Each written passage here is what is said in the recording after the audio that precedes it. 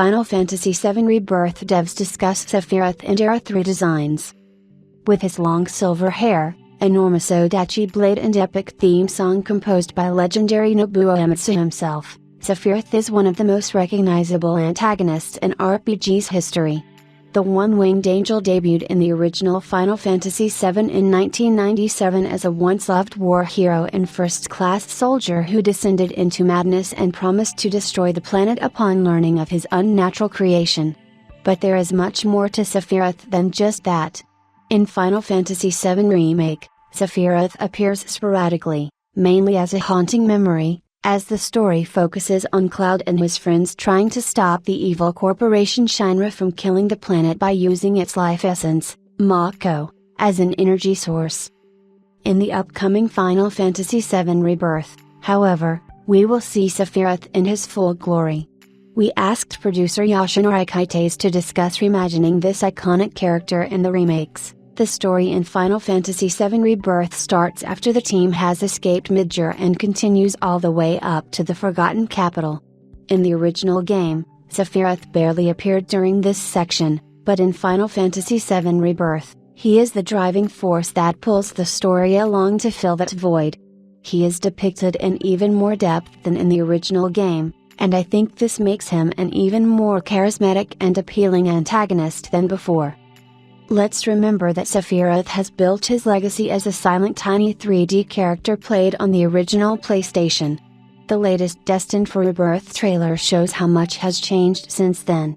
We asked Mr. Kaites and creative director Tetsuya Nomura how it feels to see Sephiroth fully come to life thanks to modern game mechanics. Kaites, the scene at the beginning of the game where Sephiroth joins your party and fights together with Cloud was very exciting. One of the distinctive features of this game is the new synergy system where characters team up to perform combination attacks, and seeing Cloud and Sephiroth fight together like that felt so thrilling. Nomura, the evolution of the characters wasn't a sudden mutation. We've seen gradual changes over several spin-off titles and in Final Fantasy VII Remake itself, and they are evolving even further in Final Fantasy VII Rebirth. Of all the characters, Sephiroth, in particular, has appeared in multiple different games, with each appearance adding more layers of detail, making him that much deeper as a character. In a certain sense, we are seeing this evolved and in-depth portrayal of Sephiroth as him now returning to his roots in the remake series, and so naturally, his presence will be much deeper and clearer than it was in the original. On the other hand, the fans have now a much greater knowledge and understanding of Sephiroth, so I hope the players can see the character's appeal even more strongly. A tumultuous relationship between Cloud and his once hero now archenemy Sephiroth, is the central motif of the game. However, Sephiroth is linked to yet another important character, Aerith. And it was Aerith's fate back in 1997 that is considered by many one of the most shocking and memorable moments in video game history. Kaites, Aerith's fate is one of the most important themes in Final Fantasy VII Rebirth story.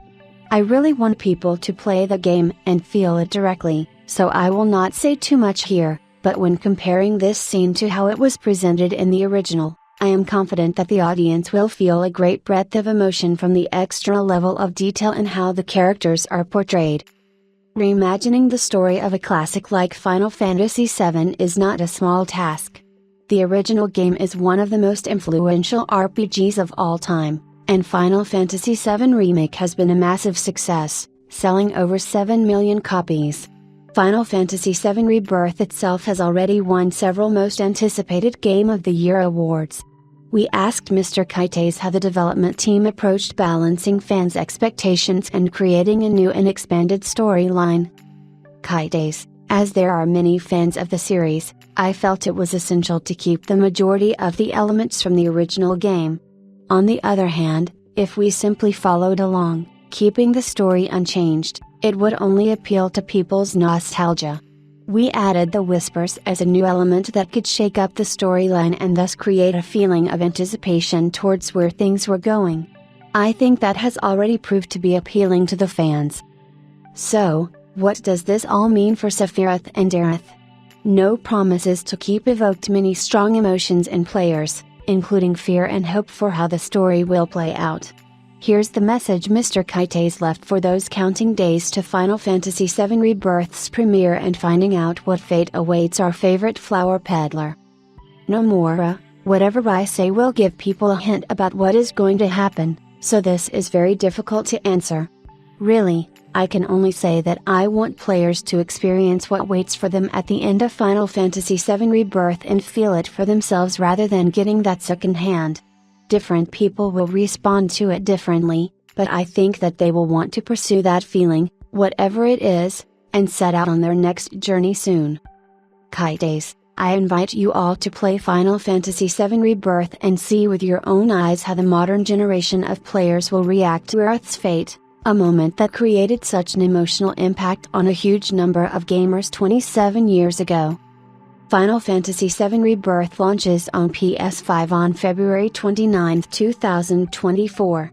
In the meantime, we invite you to revisit Final Fantasy VII Remake with a brief recap of the story so far. And if you want to experience the game for yourself, why not pre-order the Final Fantasy VII Remake and Rebirth Twin Pack, which includes Final Fantasy VII Rebirth, available at launch, and Final Fantasy VII Remake Intergrade, which is available to play as soon as the Twin Pack is pre-ordered.